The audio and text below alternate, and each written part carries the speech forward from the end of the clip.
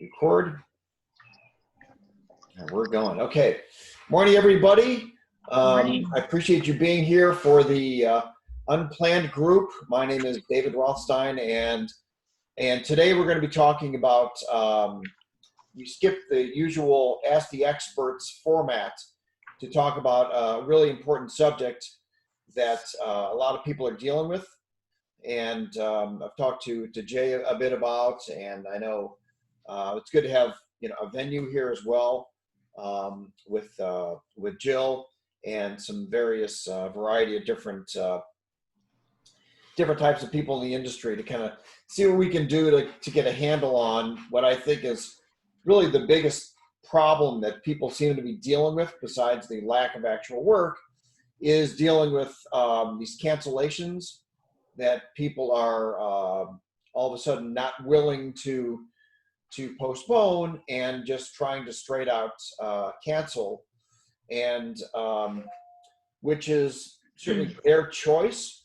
But I think the problem, what I see, and I'm getting 2 or 3 calls a day from a lot of my vendor friends asking me about this situation, is dealing with the returning of deposits. And I think it's something that, from what I hear, there are either venues or other vendors that are returning deposits, even though the contract actually says no, deposit non-refundable, and people are doing this. And what it does, it really puts the other vendors that are on that particular event that may not be in the same financial position as, a lot of times a venue or a larger type of vendor, to be able to return a deposit. And it says right there, I'm sure in all of our contracts, that the deposit is non-refundable. So when people are being the nice person and giving back that deposit, that empowers that bride and groom to turn around to other people that are on that job and say, hey, look, these guys over here, they gave us their deposit back. Why are you being such a jerk about this? You're a bad guy, and I'm gonna, call my lawyer. And they feel empowered that somehow that is the, the right approach. And I think we all need to kind of work together. The more unified we can be, in terms of setting this policy and sticking with our contracts and saying, as much as I would emotionally like to help you, and we've given you every option to reschedule, you've made the decision to cancel, which doesn't mean that all of a sudden I need to renegotiate the contract, because it has to be a two-way street, in the same sense, that if Lauren got hired for a big wedding, and then she decided, well, her and her boyfriend want to go to Boston for vacation, and we're not going to play your wedding, and too bad. They would say, well, I want my deposit back, and I want, they would expect that from us. And so now in this kind of position, they need to realize that this is a two-way street. And that's why we have contracts, to protect the clients as well as the vendors. So of course, this is a unusual, never a situation that's never come up before, at least not in our lifetimes. But I think we need to figure out ways that are going to be super clear, and we need to protect ourselves. We need to protect our clients. We need to protect all our other vendor friends too, because it really bothers me to see a lot of my vendor friends suffering because of the situation, by trying to be the nice person on one hand, but feeling this tremendous pressure that's been created by those that are returning the deposits. So I wanted to open up, the discussion today, and hopefully some more folks will also join us.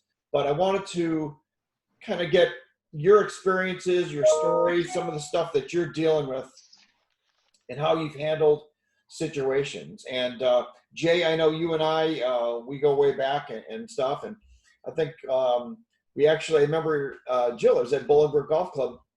Jay and I were doing, you had the bridal showcase there. And I Yep. remember the two of us being there and coming over to the booth. Seems a long time ago, doesn't it? Like Yeah. wedding shows and everything like that. But maybe Jay, you can talk about some of your experiences, what you're hearing from brides and grooms and couples, and kind of what they're saying to you, and how you've been able to what you're doing to kind of deal with that. Sure. Is my audio on? Yep, you're on. Okay, great. I do remember those bridal shows. It was always, what was it? Give away the bar hour at the end, right, Jill? It was the Yeah. Now it's a fireworks show. We had to upgrade it. Yes, of course. I remember the fireworks show. Those are great. Yes. One of the few services that can be offered at a place like that. So so I think what we've all experienced here recently is that in the beginning, when this happened in March 15th, that was those March, April, May weddings, we're all postponing to July, August, September. And we were like, that's fine, it's postponing, we'll move it, it's just a couple of months. And now, of course, that we're experiencing that the light at the end of this tunnel is farther away, it's now, these now same cancellations are now having to make that tough decision of realizing they're not gonna be able to have the wedding this year.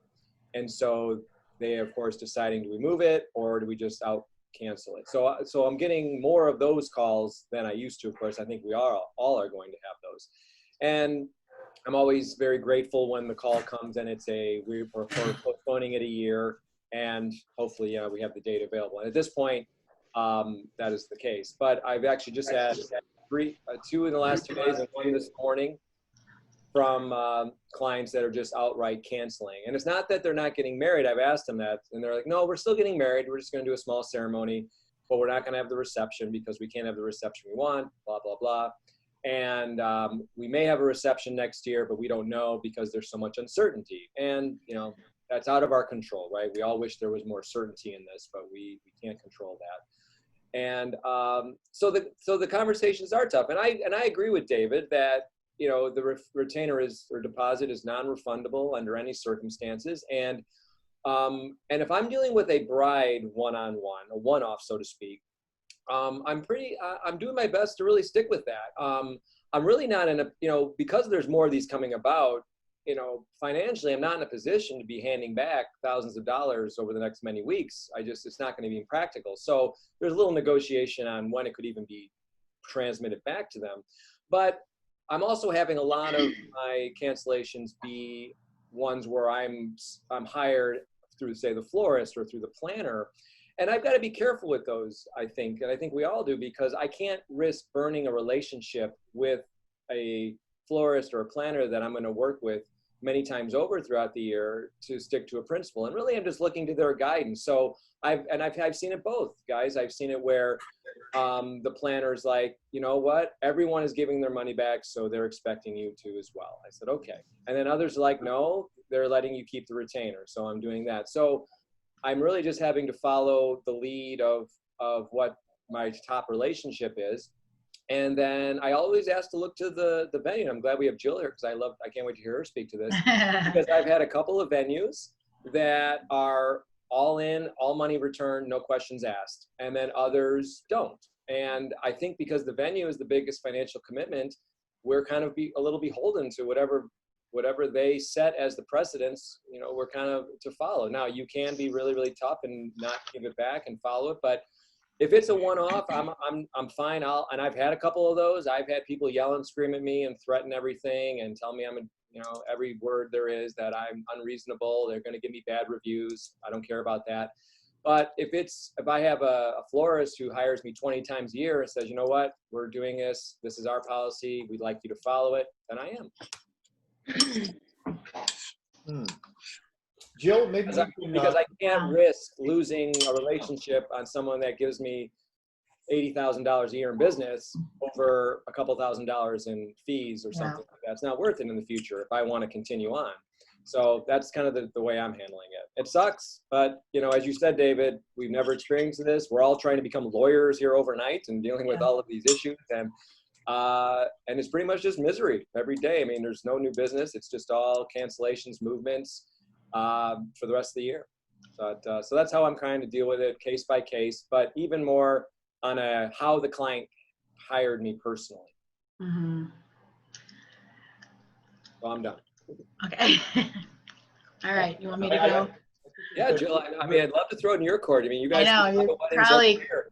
probably not gonna like what I'm gonna say, but well, I'm by myself here. I have a team of 4, so it's been really interesting. Re, you know, re-entering into the one that talks to all the bride and grooms so much. You know, we book weddings and then it gets passed on to the planner, and you know, I kind of lose touch about the personal part. That's all back. It's been really interesting.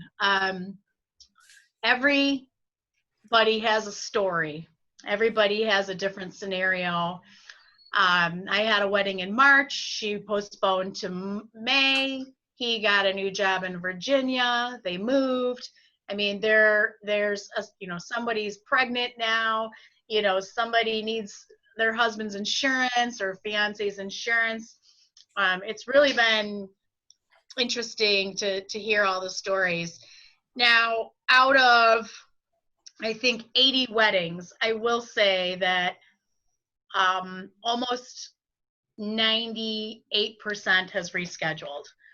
I think I think it's how you handle it. So as the venue, I never even bring up the word cancellation to them because I don't want them to cancel, because then, yeah, you're right. You guys are in this spot where you got to kind of follow the lead or be the bad guy.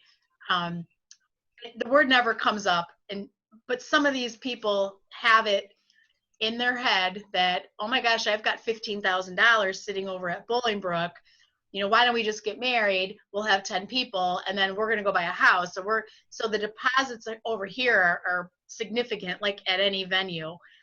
But, I think so out of those, let's just say it's 80, I've had five weddings just cancel. Can't handle it anymore. They're done. And the rest of them we're moving. We've made a decision that, if they need to have 100 people instead of 200 people, we still want the wedding to occur. We're going to let them use their deposits. I've been super flexible with taking more money from people, especially the ones that have a lot of money invested already. Some people aren't working anymore. So besides just, managing the dates and the couples, you kind of have to manage their money too a little bit in a positive way. Now, there's other people that, for next year, I'm continuing to collect deposits and whatnot. So the decision here was, we're owned by the Village of Bolingbrook. So we do have a little bit more of a support system than a venue that's, owned by a family or a couple or an individual owner. So we sat down and talked to the city about what we wanted to do. And they came up with a plan that if people can't get married, that we would refund their money. Now, I've seen a couple things. I've seen a wedding this past week that canceled, but they still wanted to have their ceremony and they still wanted to have a dinner, and there were 12 people here and it was beautiful, blah, blah, blah. But I had to give them back $15,000 and then they gave me back $3,000. I got a couple staff members in to run the event. I had another couple that just said, we're done. We're not doing this anymore.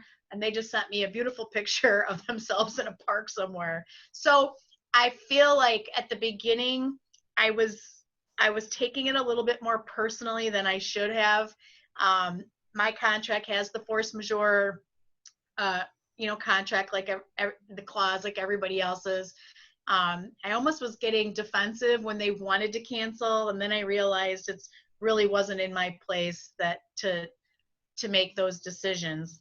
However, I know how it affects you, because the couple that just got married here had a deposit with a DJ and a deposit with a fireworks show, and they were working with them on returning their funds. And then they're like, well, hey, you guys still had this little party. What did they do for music?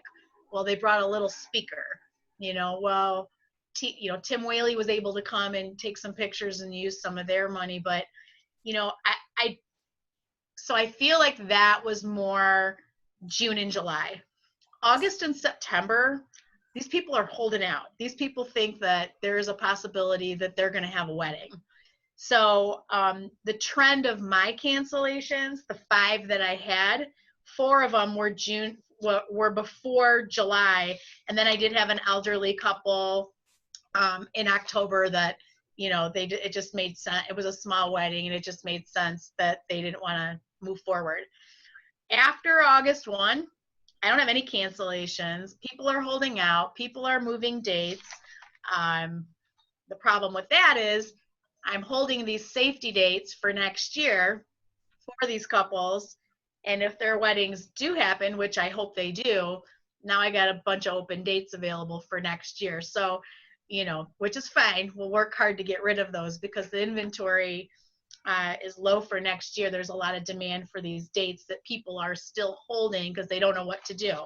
So I feel like the cancellations aren't going to be as severe as I thought they were going to be because people are waiting it out now, waiting it out. Can I do 100? Can I do 50? I don't know. They think I have a connection to Pritzker. And you guys, same with you. You guys probably get the calls. What do you think? You're in the entertainment business. Do you know something we don't know? No. So I think the cancellations that I experienced were, I know they were anything before July.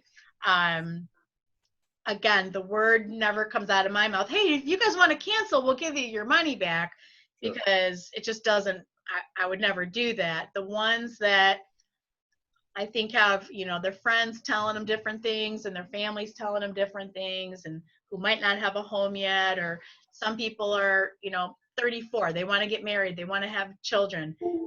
So to answer the question, some were refunded, but really 5 out of 80 is what I'm looking at. But we did have the financial support to give them their money back, which, if obviously, not everybody's able to do that. And I hear what you're saying. If I do it, people are going to say, well, Bolingbrook did it. Our deposits are so big that they're really impact their life. A florist who's got $500 down, I would hope that the couple would kind of look the other way on that, especially, people that are in the position that can't refund, So I have a question on that. When you talked about these open dates that you're kind of holding for them in the future if they move, yeah. Are you preventing yourself from booking new stuff, or would you give them a call of first refusal and then say you got to make a decision? Yeah, that's exactly what I'm doing. So I'm holding it as it's called a safety date. It's in the system, but I don't have any Saturdays left. So now what's going to happen is they gotta make a decision. But I'm telling you, these people do not. I have a wedding on August 1st. They're holding out. They're holding out. I don't even have staff here. They look here, they see our golf course is open and our restaurant is open and the parking lot's full, and they're like, look, but it doesn't mean that this level's open. I'm the only one sitting on the floor. We don't have any staff, just like everybody else. So Jill, is that August 1st wedding going to go down to 50? Don't know yet. I mean, well, we're not. Yeah, she would have to. She would have to go to 50, and that's going to include staff. So, wow. So does that mean Bolingbrook is giving you the okay that because we're in 50 indefinitely, that you'll have to start returning money on all these weddings that are holding out because no one's going to, only have 50 people? Well, I could do 50 people per room. So now we're doing our creative 50 people. Yeah. So my ballrooms, I have 3 rooms, and we have a public safety director that I run everything through in town. So, I mean, really, I've got 4 rooms in this building. So if they've got 150 people, I could give them, the whole ballroom. So I don't know if gatherings are going to be a percentage of a capacity like a restaurant. I don't think ballrooms are going to be a capacity percentage. It's going to be a gathering number, which is 50 or whatever. But I tell them, if you were my girlfriend and you were asking me, hey, you're in the business, what would you do? I'm telling them I would postpone till next year. This is just not going to be the same. Don't cancel, postpone. You know, it's just too weird. Everyone's going to have masks on. Some people might choose not to come. You're going to be disappointed. And then in the back of my head, I think, well, maybe October will be okay. I'm trying to be optimistic, but sometimes I'm not. I don't know. I've said the words "I don't know" 1 gazillion times since March. I don't know. But so 5 out of 80 have canceled. Nobody's been difficult, but I see the trend, what they're doing. You give them their money back, and then they're having this beautiful wedding in a park. I mean, I've only seen that twice. But again, I was taking it personally at first, but you can't. You just can't. Well, none of them are going to be difficult if you're giving them their money back. What's that? None of them are going to be difficult if you're giving them their money back. No, and I try to even when the cancel word comes up, you know, I kind of let it say, well, why don't you guys do this? I've got this great date for next year and blah blah blah, and you know, a lot of them have postponed. I have a very small handful of the ones that just threw in the towel. I don't know if that helps you guys at all. That was actually super helpful. I thought. I don't know, Jay. I hope you. Well, it's exactly what I'm experiencing. Is that, you know, and even more to your point, that wedding you described that scaled down to 12 people. Yeah. Had deposits with the DJ. Yeah. But the DJ didn't do that wedding, did he? He did not. Oh, what came of the DJ's money? You wonder if the couple wanted it back. If I was in that position, I'd be like, well, you're still having your wedding. Well, yeah, right. So once again, because of the precedent that now I'm not judging. I'm just saying. No, I know. You have to do what you have to do. But these are these tough calls. Is like, I feel that if a venue's giving back $15,000, yeah, it'll be all over us vendors to give back. Yeah.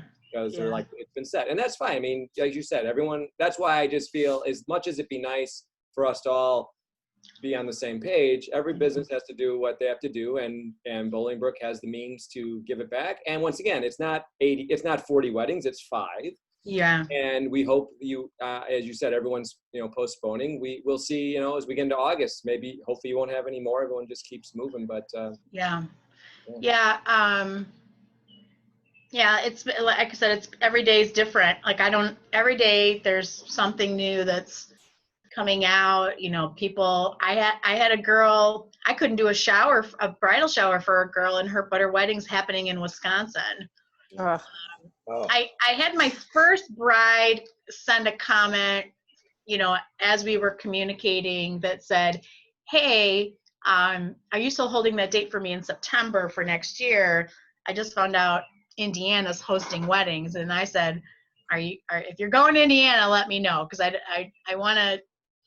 need to know. I'm holding this date for you next year. But I mean, she's not, but it's something that could happen. I mean, people could, and then that would be good for you, right? So we're going to Indiana, but I still need my flowers and my decor, and we are having that. I mean, we have July weddings in Wisconsin. So. Right.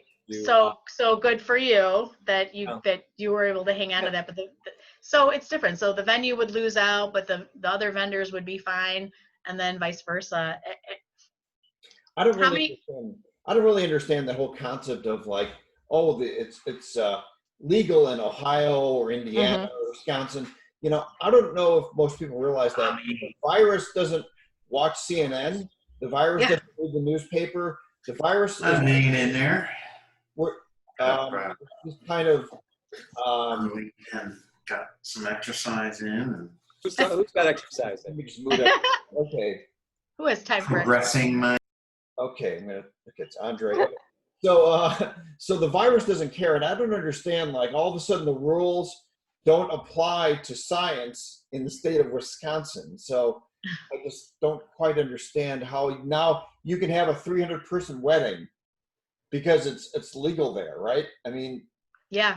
Just because if they made a law that it's okay to jump out of a tree, it doesn't mean that you're not going to break every bone in your body if you jump out of a tree in Wisconsin. Right. You know? So, and then it becomes a factor of like the quality level. Let's say you legally can do that.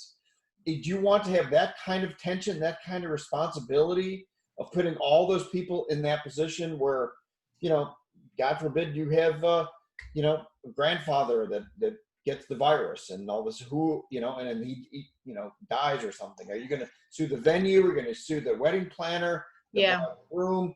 Do you want to deal with, forget about lawsuits, just the moral aspect of knowing that, you increase the odds of somebody, picking up the virus. So I think that's a really dangerous situation. And that's why, but to get back to some of the stuff that, that Jill was talking about in terms of, judging everybody's situation. And it's, we are all empathetic people. We would not be in this business if we were not, if we didn't have compassion for other people and wanting to help people. But, at the same token, what about us, right? Here we are, we're all vendors struggling to kind of, make our way through this whole situation too. Or don't we deserve it's great to be in a position to have, a golf club owned by the city and like a lot of these Hiltons and Marriotts and stuff like that.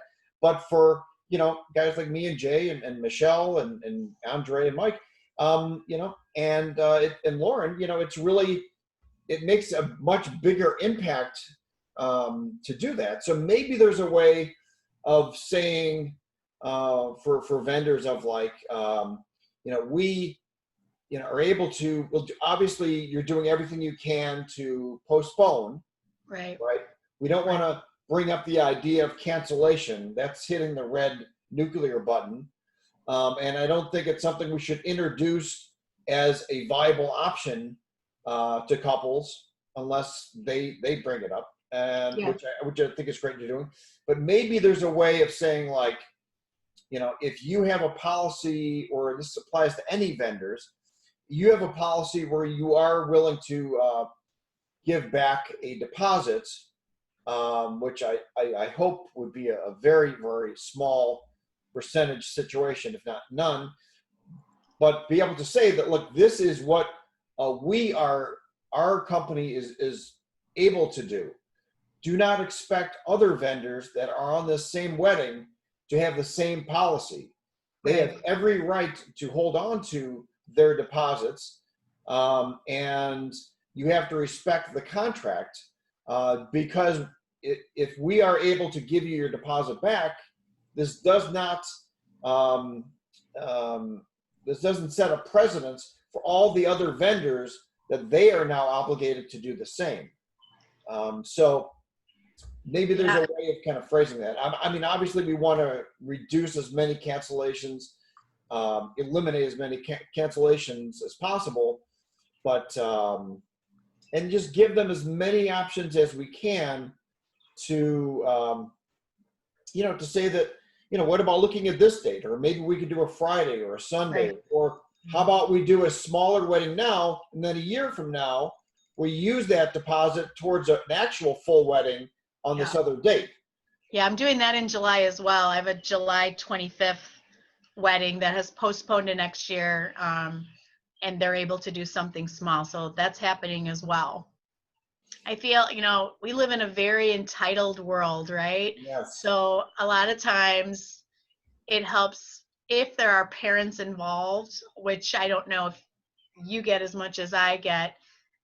Sometimes the conversation with them is a little less entitled. I don't mean to, believe me, I have 2 entitled teenagers. So I sometimes talking to the parents, that their dream of their child getting married is more important than their own dreams of getting married, because the parents might want to postpone more than the kids because they are entitled, and everybody's, again, got a different story. Some people are making more money on unemployment than this and this, and it's on the news and everybody's talking about it. But and then when they don't get what they want, they get sassy and they go to social media, and then there you are. There, the one post about social media is the one that you don't want to see. So I think that sometimes just getting to know them, as best as you can, and the family, if you're talking to them as well. Sometimes that helps me. I don't know if it would help you, but sometimes that helps me. Absolutely. And I think developing, good relationships with your brides and grooms and reaching out to them, letting know that you're there and you're there to help and everything and stuff like that. I think if some situation comes up, they're going to be a little bit more sympathetic to you rather than a confrontational, Yeah. if they see you as the opposite, instead of two people trying to work the situation out and realizing that, hey, Jay's in the same situation that I am, in the sense that this is going to impact his company. And I've had some really nice couples that are saying, this must be a very tricky situation in terms of all these postponements and stuff like that. And, it's really nice to hear. Yeah. In full disclosure, I haven't had any, I only had one situation where somebody wanted to do a cancellation. It was for an anniversary party. This was in April. And at first he's like, okay, tell me what the policy is for the returning the deposit. And I said, well, the policy is the deposit is non-refundable, and since it's within a certain number of days, you actually owe me the remaining balance too. So now you want to talk about that, now we can have a discussion, Right. They owe you money. We postponed it to next year. So we worked things out.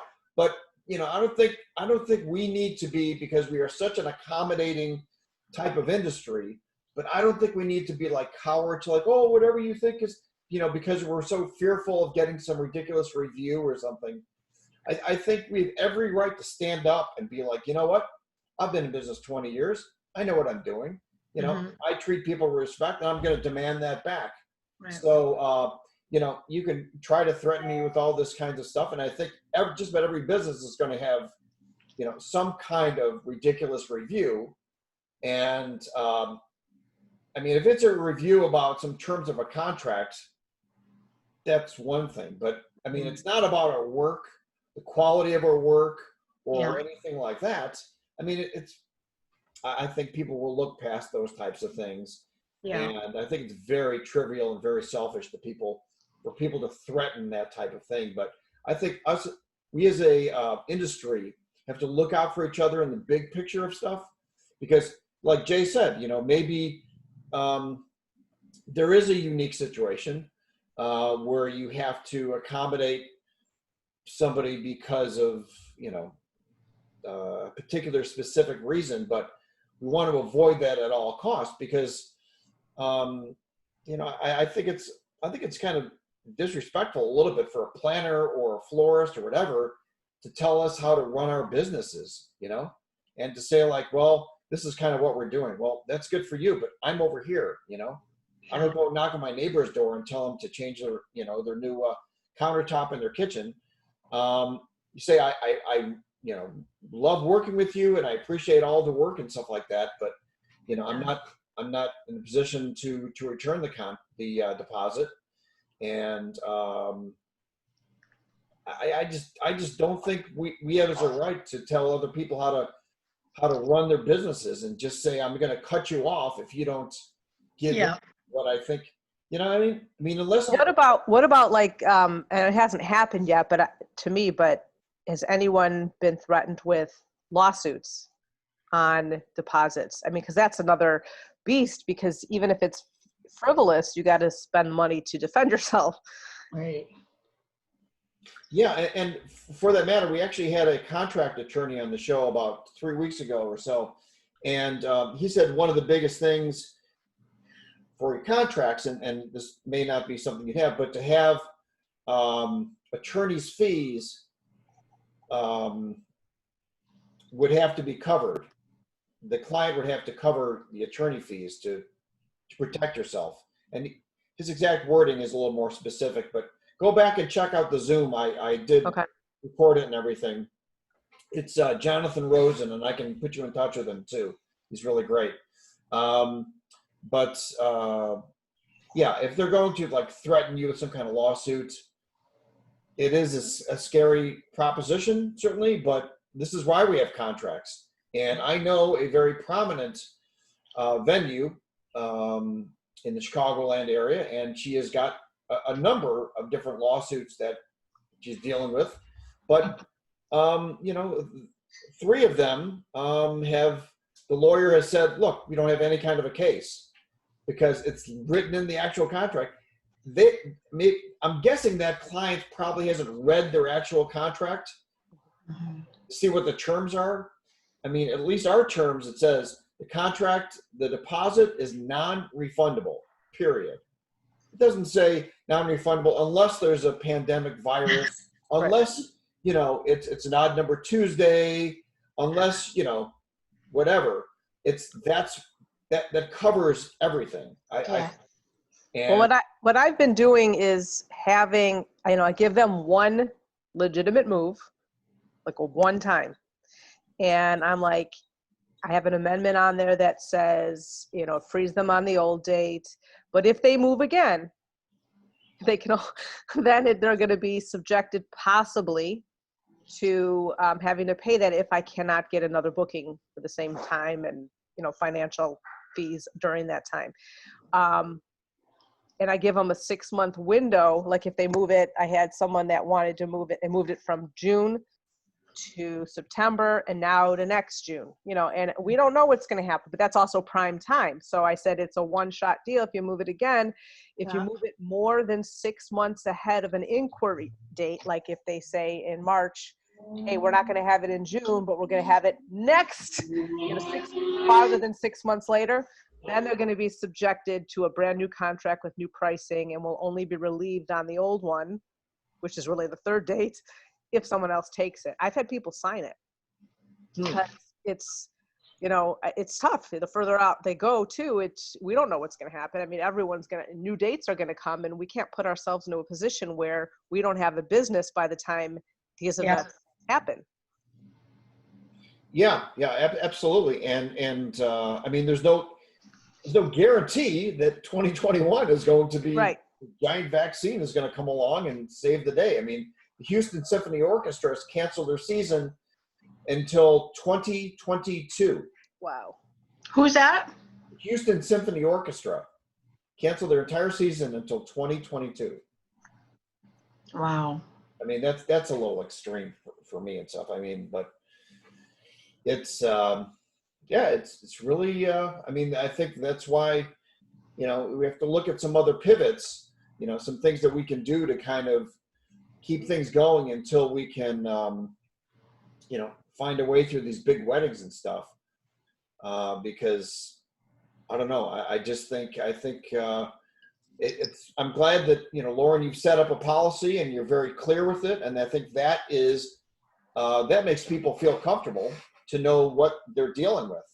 Because I think if you leave that up in the air and you're not clear with people, then they will start to like make up their stuff, or they'll listen to their friends. So be some TV show where they'll let, you know, one of these investigative reporters say that like, oh, you know, Jay's the bad guy for not returning his deposit, you know, and people love this kind of you know, big rich business owner versus the poor sweet bride and groom, and oh, you know, and like that's not how it is. Do we have any indication of like the percentage of venues that are doing what Jill's doing? Or like, you know, are people really refunding? I've heard it, but is it happening everywhere?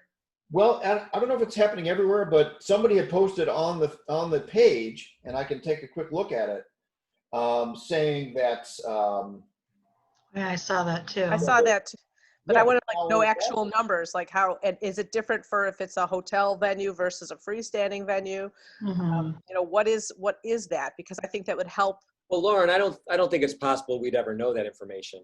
I mean, it's not like they're forthcoming with that. In fact, I called one major property that said they wouldn't tell me what they did for a client, because I was trying to find out if they refunded, and they said, we're not at liberty to tell you what we did for the client.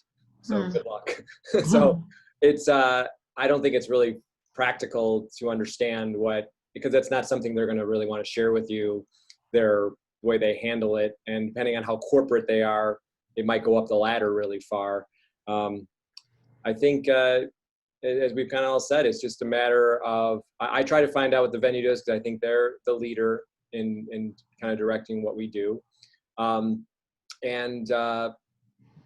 Hopefully these start to calm down. It sounds like, David, you've been very fortunate. You haven't had to deal with these yet. I've had 20 so far of just full out cancellations. And like I said, I'm not at my level of vendor, like unlike Jill, who they're the first ones they go to. Jill has more, she obviously has the but ability to have them postpone or move because they have such a bigger financial investment. But when they get down to me, by this point, they're not asking me, they're telling me, we are canceling or we are postponing. Here's the new date. Can you do it? I mean, I do have a couple of planners that are better about making sure first that we're all available but that was back in the beginning when it was less happening. Now it's pretty much, I'm just being told, we're moving to June 5th, 2021, change it. And just move our monies around. And I'm trying to actually get a rebooking fee to pivot to another side of the story. And I'm having some success with that, not as much. Once again, because no one else is doing it. There are some venues that do charge their 2021 rates, but some are just letting them move, no additional fees. So I'm curious, Jill, I have a question to you. Are you charging higher fees for 2021? As far as deposits, well, we haven't had time to work on our menus as far as increasing price because there's nobody here. But as far as new bookings, I do take a $2,000 deposit for the new date. Oh, so if they postpone, you ask for an additional $2,000. Well, it depends on how far they've gotten with their deposit structure for the current year. So because some of them have started to postpone their deposits because of financial whatever. So if they decide to move and they were due a deposit during the pandemic, I do ask for another $2,000. If they've been, if their event was fully paid up, not fully, but deposit schedule was completed, I'm just transferring it over and not asking for additional money. So are you having a higher minimum for 2021? I have not changed my minimums. So pretty much they get the same pricing. Yeah. Yeah. So once again, if that's the case, then I lose out on, because once they're going to well, our venue's not doing it. That's usually the term I guess. Whatever the venue does, then I can follow that lead. So a couple of venues in the city I know that I work with that are charging higher pricing. And when I bring that up to the bride, she's like, oh yeah, no problem, because our venue's doing it. And so that's usually why I always try to find out. And for the most part, I've only had a couple of venues that, as I just kind of alluded to, that will refuse to tell me. Yeah. But for the most part, most of them are forthcoming. So I know now which venues are and which ones are not. And so then I know it's a venue that's not. I don't even ask because I know they'll say no, which is fine. It's not really going to cover much. It's just to help with the loss of basically 2 prime dates now. Right. For this year and then next year, because now what happens, like same with you, Jill, you're going to get all these engagements over the holidays and you're not going to have any dates available in next year. So it's going to be a loss. And as David said, we have no idea that just because the calendar magically turns to 2021 that, we can start. Yeah. I have a lot I'm sure you have some postponements. I have first quarter weddings next year, January, that were moved from this year. This girl is actually her 3rd postponement to January. And I have a feeling if we're not going by January, she might just, we're done. I have noticed the new tours that have come in. There's definitely, word on the street that, that there's not a lot of dates available because of everybody pushing back. So I feel like there's a lot more flexibility with this new round of brides because they know that most likely they're going to be on a Friday. Yeah. And that's okay. I love Friday weddings. So, sure. But you just gotta, they know that coming in. As soon as I say, well, I've got like 2, and nobody wants 9/11. Of course, 9/11's on a Saturday. That's the one in my pocket that I can't get rid of. But other than that, I feel like the flexibility of the new brides is a little different. And also I want to bring in Tara from the Abington Banquets, who's here. And I wanted to ask her kind of what she's kind of dealing with in her situation and get a different perspective there. So Tara, if you can tell us kind of what you're dealing with, what you're experiencing, and how things are over there. Hi, can everybody hear me? Yep. Yeah, Tara. Oh, great. Well, with us, we're not offering any refunds. We're getting all the same calls too of everybody wanting to postpone or wants to know what's going on and all that fun stuff. But we're trying our best not to refund anything. We have had to do it in a couple of situations, and again, we do have people that are threatening lawsuits and going to the media and social media and writing reviews if we don't give them their money back right away. And of course, we hear the same thing about, other venues or other places are doing this, but it's just for us financially impossible. We can do, 3 to 4 weddings. We can do up to 1,000 people in our facility. So trying to refund everything is just not an option for us at all. So we're doing our best on trying to, get everybody new dates. The same thing you guys are doing. We do have dates currently on hold for brides in like July, August, and September for next year that want to move out. But we're also, sounds exactly the same. We're transferring everything over to new date, but we're not raising prices for 2021. We're just moving the contract as is over to a new date, but we are requiring another deposit if they are going into 2021. If they're just moving later on this year, then we're not requiring another payment. But we've had people. It's not necessarily a higher rate. You're just saying you want a percentage of that remaining balance earlier than Correct. Correct. Yeah. Because we require multiple payments throughout the year, throughout their contract. So we're just require 25% payments every so many months. So we're just requiring another 25% payment in order to move it an entire year. And how are people in response to that? The majority are okay, are comfortable with that because they know it's not a fee we're charging, so it still gets applied to them. We do have a couple of people that are like, well, we've already given you $15,000. Why should we have to give you any more? And are you going to even be around next year to host the event if this, keeps going? Those are the conversations that we've been having and just trying to. Have you had any full-out cancellations, Tara? Yes. And how have you handled those? We pretty much anybody that has canceled, they fought us enough. We have been giving a percentage. It's only been a handful, again, like a handful of people that have done that. We haven't given their whole deposit back, but we've given them a percentage, and that was just during the events that we've had to cancel or we've had to move. Like these July, August, September that want to cancel or refund, we're not offering them that option of canceling or refunding anything, that they can just move it on if they want to move it. But again, it's only been a handful, maybe 5 again too, that have been adamant on.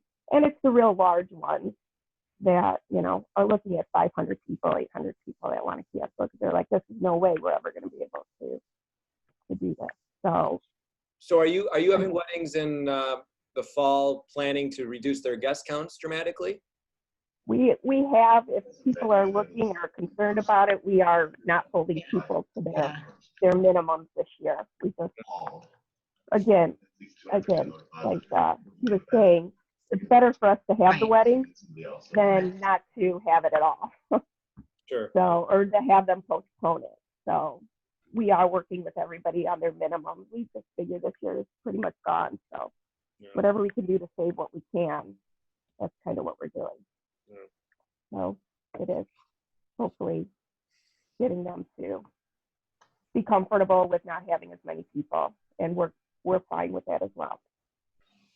And I think a lot of this also comes back to expectations.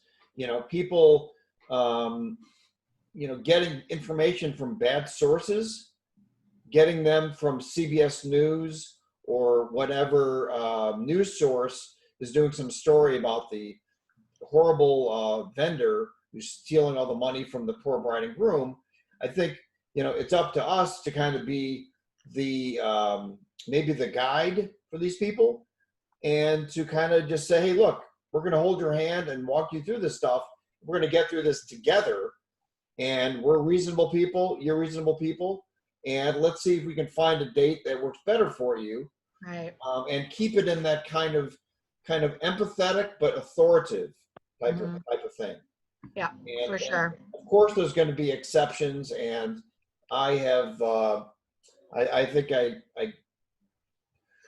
we did something for somebody who had like a military situation where they had to postpone the date to 2 years from now, or they wanted to move the date or stuff. So we all make adjustments, but I do think that the deposit thing has got to be something that we can be, that is just like absolute last resort type of situation. And the more, for Jill and Taryn, we appreciate, you guys understanding the impact that giving back deposits have, because you're kind of like the top and we're the kind of the trickle down, and people just feel that the rules are completely the same, in the Mhm. same way that, like, a 300 person wedding that has, during this virus time, is each of us has their own challenges. Doing a ceremony with Michelle requires much more adjustments to that. And then doing music is obviously a very, very challenging thing. Setting up decor so they're all completely different. They may be working the same wedding, but we have different number of employees that are involved in execution of an event. Yeah. And people need to understand that we know what we're doing. We're here to help them. We're your friends, but at the same time, we are also business people, and we should have no shame in sticking with the terms of the contract in the same way that they are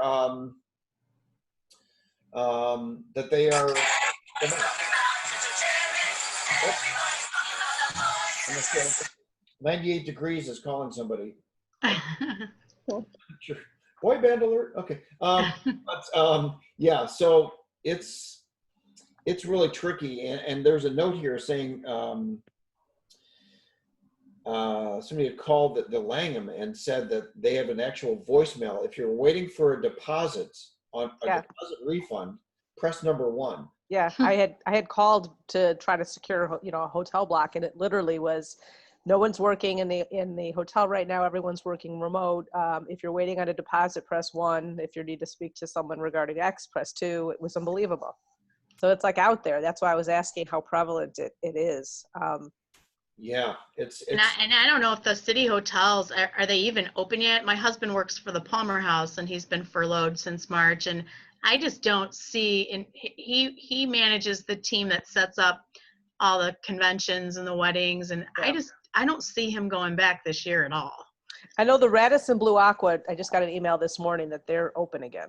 But what that looks like, I don't know. Yeah, it might maybe just rooms or. Right. It's a good point. We have a wedding in July scheduled for the London House, but we just got word that it's the only event they have scheduled all month.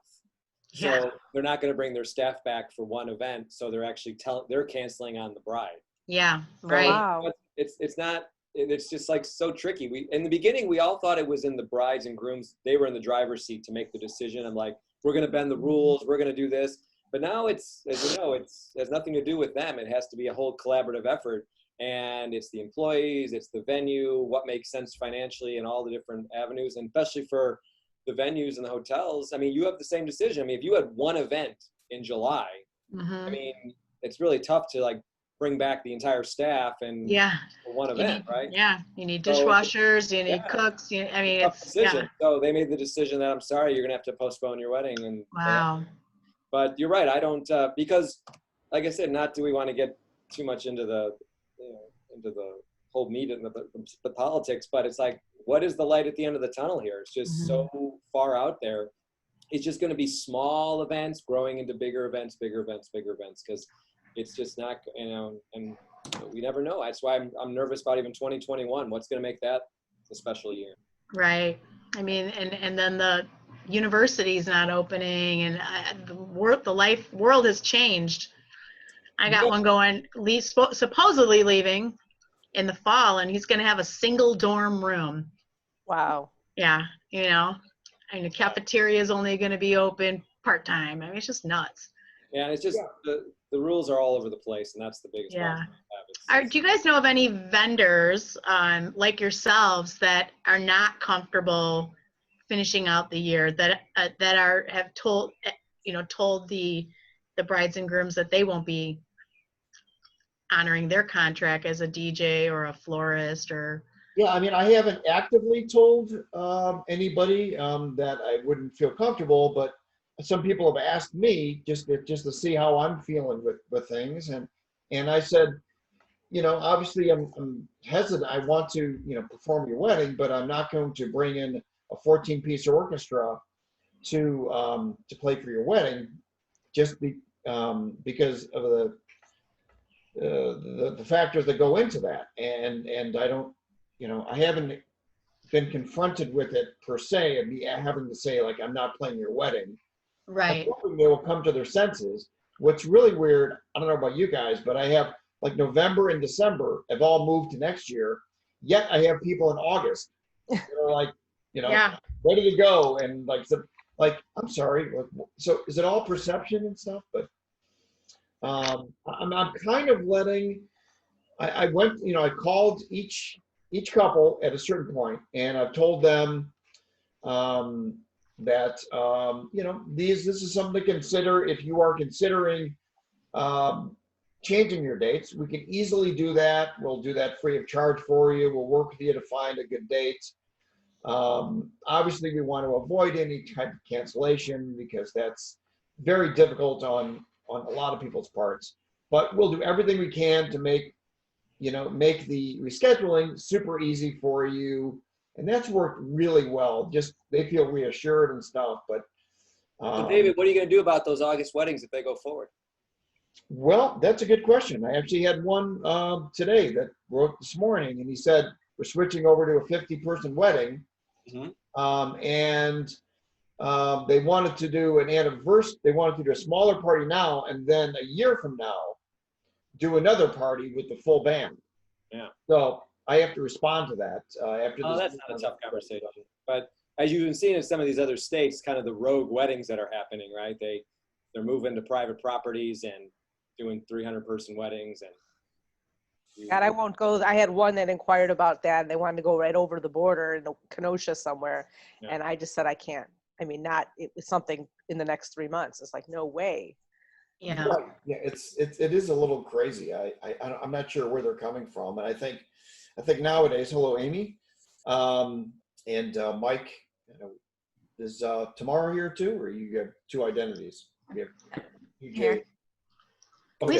We still have four proms that have not canceled. Prom. That's crazy. From this year, isn't that over? I mean, it's July. Oh. Everybody's just waiting, like the governor's going to come on and say, "Go have your proms." I mean, they're not going to say. He's not going to say that. there's no. But they just. He's not going to say that. No. He's not getting talked into anything. It's going to be 50 people for the rest of the year, probably. Yeah. He might give us a little bit of hope of like 75 or something. But Yeah, right. Too late. He's not going to allow 300. That's for sure. No. Yeah. So I think what we need to do is find some ways of seeing how we can. I know it's certainly difficult for venues, but finding some aspects of our companies that we can use that can still apply to other situations. Like today, I'm actually launching our yard concerts thing, which is a whole giant thing with Blue Plate Catering and Debbie Lilly, and it's going to be a big giant thing. But what I did is I looked at what the need is. I looked at what resources I have, and then what am I legally able to do, and created basically like a whole nother venture based on that. So everybody has different things to offer, but I've really worked really hard in the last 3 months to do all this research and develop a whole thing that kind of gets under the radar and still, keeping bookings for 21 kind of going and dealing with that. But I'm hoping that this new this venture will fill a big void for what people still want. There's still the desire for having events, but they just don't have maybe a venue or ability to do that. So That's all I've tried to do is the way to get ahead is to find a parade and stand in front of it.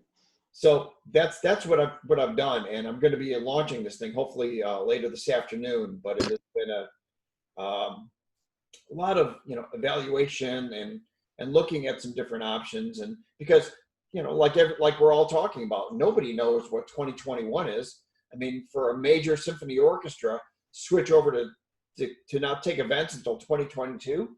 Mhm. I mean, that says something, And for Major League Baseball to maybe not even play this year, or I mean, hopefully we'll have football, but who knows? I mean, that's incredible. We're talking about billions of dollars, and the Olympics, for the Olympics to move. So there's no guarantee with all this stuff. So I think we all have to kind of reinvent what's possible. And if you have not read this book, I've mentioned it a few times. There's a book called Who Moved My Cheese? It's by Spencer Johnson. It'll take you 10 minutes to read it. But for some people like Jay, maybe 15, may take a little bit longer. But no, Jay and I go way back. But it's really helpful. It's about exploring new things and not pounding your fist, wishing that these things would change, but what can I do to adapt to that? Adjust our sails instead of dealing with the wind. And part of that sails comes back to this whole deposit thing. If we can maybe influence some venues and some wedding planners and some people that are making decisions to at least realize that that their decisions and their policies are impacting other vendors, and they're putting us in a very difficult position. So I think if we can wish we had, super nice venues like Jill and Tara to help us out and be on our same page and understanding that it is something, the returning of deposits it's a tricky practice. And if it's something that they are doing, of course we cannot control that, but it's something that we would hope that they would at least tell the brides and grooms that, look, this is our specific policy, but we don't expect all of your vendors to be willing to have the same format. Mhm. If people can at least say that, then they have an open mind to realize that little sentence, I think, can make a huge difference. Does that make sense? Yep. It's like, I like orange shirts, but that doesn't mean that, Amy likes orange shirts or that everybody now has to wear orange shirts. So Yeah. venues can kind of like realize that. That then I think we've got a chance. Well, we've got 2 venues down, Dave. We got to go to get the rest of them out. Yes. We really Yeah, appreciate absolutely. Yeah, and I understand because it's not something, Jill doesn't have complete independence where she could say like, you know what, I'm going to paint the ballroom, purple. And then she just goes, she has, you have people that own the entire facility you have to deal with. It's not like, if Mike and I or Amy or Jay decide that, okay, now we're going to add, spotlights to our company or whatever. We just go ahead and buy a spotlight, and that's something we offer. But when you have venues, especially if it's owned by the Hilton or Marriott or the city, it's a lot more complicated. They can't really establish policy because they are at the whim of the owners and the people that are higher up. So all I would say to sum up, and we're gonna wrap up soon, is that we have to just keep spreading the word. And obviously, these vendors are our friends, and we do not want to make enemies, certainly with the vendors. And the vendors, of course, the venues, they certainly rely on us as vendors. So if we can keep that partnership kind of going and put the word out that's about the impact of returning deposits from people, from planners and from venues, then I think we have a fighting chance to be able to maybe have brides and grooms reconsider this whole canceling? Do they really want to go through all that stuff? Why not look at doing a Thursday or a Friday or a Sunday wedding or something? You know, we just don't want to make it such an easy, equal thing. Canceling or rescheduling should not be equal choices. It shouldn't be like chocolate or vanilla. It's like, this is the reason you can, you know, if we're rescheduling, we're giving them all these options of doing that. For them to cancel, that is an active choice. Mhm. That's a choice they are saying. Okay, you can do that. Do that. X, Y, Z is going to happen, and don't expect, you know, A, B, C to happen. And I think that's pretty reasonable kind of thoughts. Amy, what do you think about all this? I agree. Oh, you concur? Okay.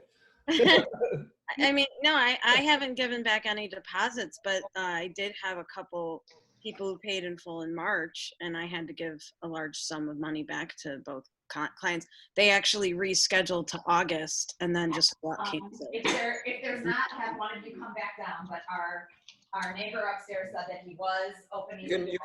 You can mute my wife. Okay. All right. Sorry, Amy. Yeah. No, it's okay. I don't know. I mean, I have no idea what things are going to look like, and I'm just amazed that Indiana and Wisconsin are acting like normal. It's so weird. Isn't that weird? It's like they have their own universe up there. It's like, is it different air? Is it different? Well, one of my May 23rd clients were getting married at Chevy Chase, and they moved their wedding to September 4th, which is a Friday. And they just called me, and they're having it September 4th now in their backyard. And they still want a band. A full band. What are you gonna do, Amy? I don't know. I told her that I would want us, you know, the singers and the sax player to be socially distanced, and I might have to get some plexiglass. I have no idea. I literally have no idea. I'm freaking out about that. But the rhythm section guys are on board. They're going to put masks on and socially distance themselves. I'm worried about the vocalists and the saxophone player. So. Yeah, I mean, And then the weather. I mean, what happens if it rains? Well, and there's that. Yeah, go in the kitchen or. There's that. So I thought for sure they were going to move it to next year, but they said, no, we're just going to cut it down to 50 guests and it's going to be in our backyard. Entitled. Yeah, but if 50 guests is allowed, then it's allowed, right? It is allowed, and I mean, as long as they respect the distance. And I told her, I'm like, if you're expecting a full-out dance party, like that's just not going to be what we do. And she said, well, my daughter really wants a band and blah, blah, blah. So well, how do you prevent people from dancing? You don't, but I know Becca Kaufman was forced to do a 12-piece orchestra this past Saturday in Lake Geneva. And they literally had fans blowing away from the band. They had to keep the guests 10 feet from the band. They had all these rules. Well, there's a solution. Well, though, I mean, you can't control drunk people. Sure. Yeah. Wow. But, there could be a treatment in a couple months. We don't know. Nobody knows. How was she forced to? I mean, is it? The client was insistent that the 12-piece orchestra show up and play. And they had all these guests all over the place and serving and 250 guests outside in a backyard. And I mean, she had to actually find other musicians to play because some of her guys were like, nope, we're not doing it. Yeah, no, that's really disturbing. I know. Actually, this is a true story that I heard secondhand, but apparently there is a wedding that happened in March, middle of March, and the grandfather died from catching the virus, and the doctor pinpointed that the grandfather picked up the virus at this wedding and got it from the microphone that he used for his toast. So the family is suing the band leader. And I still don't know who this is. And What? they're suing this band leader. In Chicago? I guess in Chicago, or so somewhere in the Chicago area, yes. And they're suing this band, and like that person may go out of business because even if they're absolutely right to pay the court costs to be able to, deal with all this stuff. What?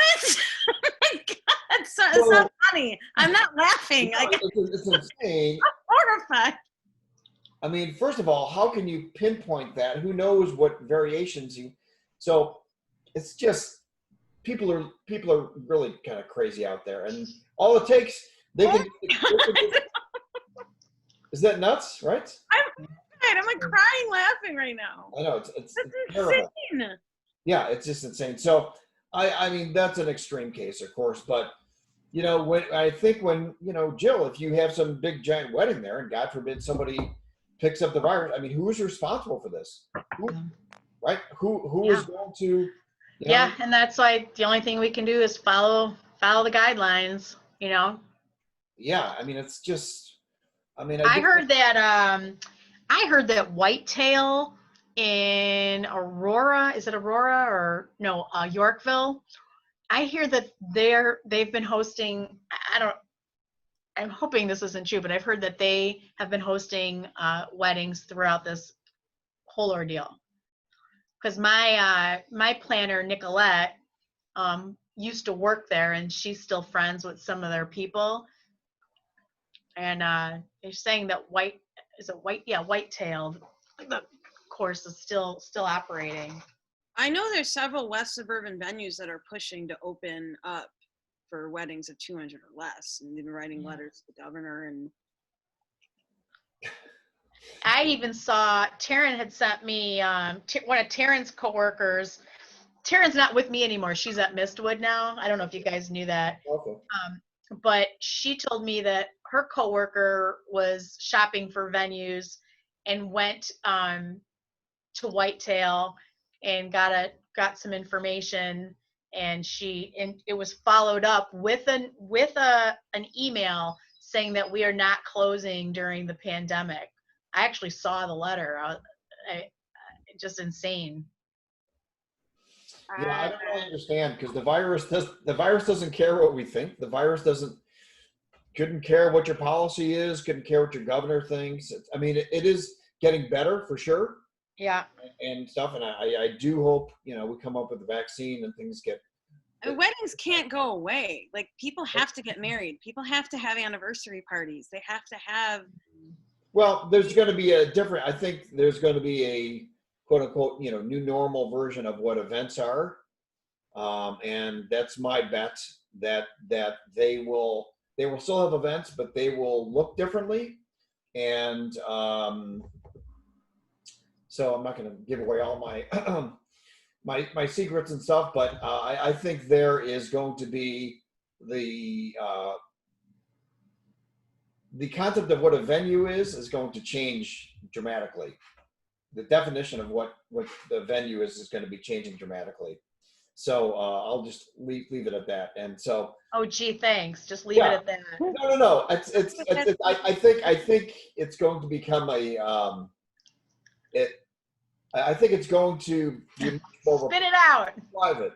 I think the home is going to be a bigger center for entertainment in many ways, because people have learned to live at home. I mean, to work at home, and it's going to be more of a resource for having events more and more, only because they have more control over things, and it's just a different type of feeling. So I don't know. I don't know. I mean, people are also dying to get out of their homes. Yeah. What about people that live in condos in the middle of Chicago? They don't. Right. I'm saying exactly. I'm talking about large estates and stuff like that. No, but I disagree completely. I don't think the Peninsula is going out of business. The Drake, they're all going to have weddings. I'm not saying they're going out of business. I'm just saying that's going to be another option more it's than they may have considered before. It's always been an Well, option. yeah, but in Chicago, you only have 3 to 4 months if that's even a conceivable. Yeah, what about the winter time? You're gonna rent a $26,000. Well, and inside their homes. Jay just wants to go walk the lake in a couple days. Monday. You're the first one out there. Oh, great. Okay. Yeah. Awesome. Well, Okay. it's certainly going to be different, from a standpoint of how we service, buffets are probably out and food stations and those kind of things there'll be some changes in, For now. for now, right? It'll go back. Yeah, we just have to wait it out, and I think some good things are going to come out of all this stuff. There was something announced today. Some new treatment is available. That was a positive news story. Yay. Only in Wisconsin. Right. Yeah, it's Illinois can't have it. Lysol and cheese. You put that together and on a cracker, and you're all set. So I've got to hop off. yeah, All right. Thank you for hosting. I can't believe Amanda is getting sued for the coronavirus. She's still stuck on that. Yeah, I don't know. Bye. I literally do not know who it is, and I'm not sure I want to go chase them vigorously. But I did hear. I know that Jasmine from Hype has 11 lawsuits, and she's had